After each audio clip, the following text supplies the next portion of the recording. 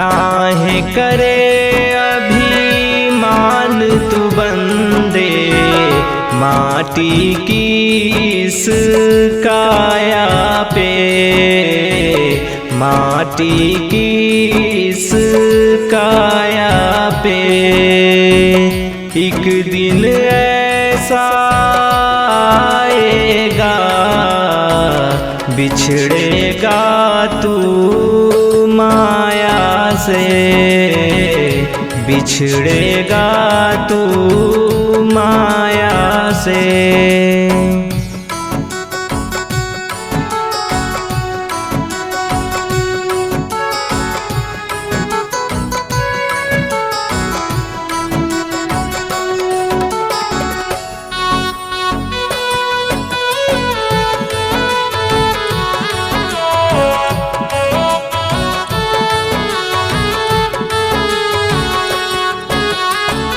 जिनको समझे है तू अपना, कोई न जाए साथ तेरे, कोई न जाए साथ तेरे।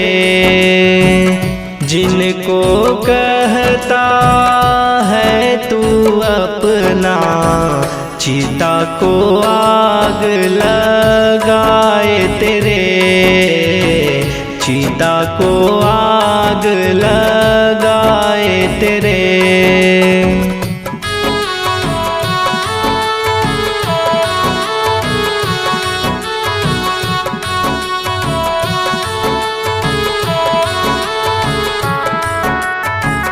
मिट्टी की काया एक दिन मिट्टी में मिल जानी है, मिट्टी में मिल जानी है।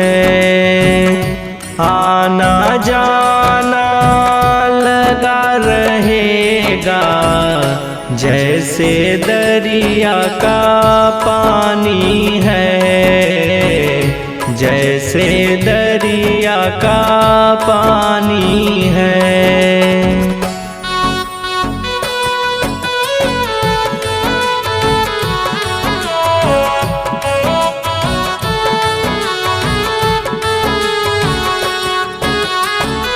समझा है इस बात को जिसने, धरती पर वह ज्ञानी है, धरती पर वह ज्ञानी है।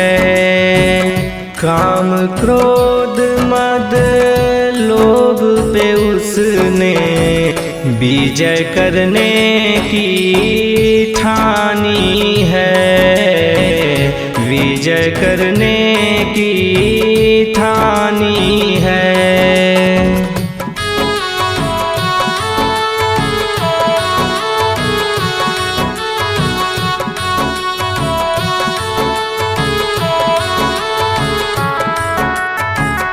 लख 84 योनि में मानव तन मिलना दुर्लभ है, मानव तन मिलना दुर्लभ है। व्यर्थ चलाना जाए जीवन बिन प्रभु के भक्ति के, बिन प्रभु के भक्ति के।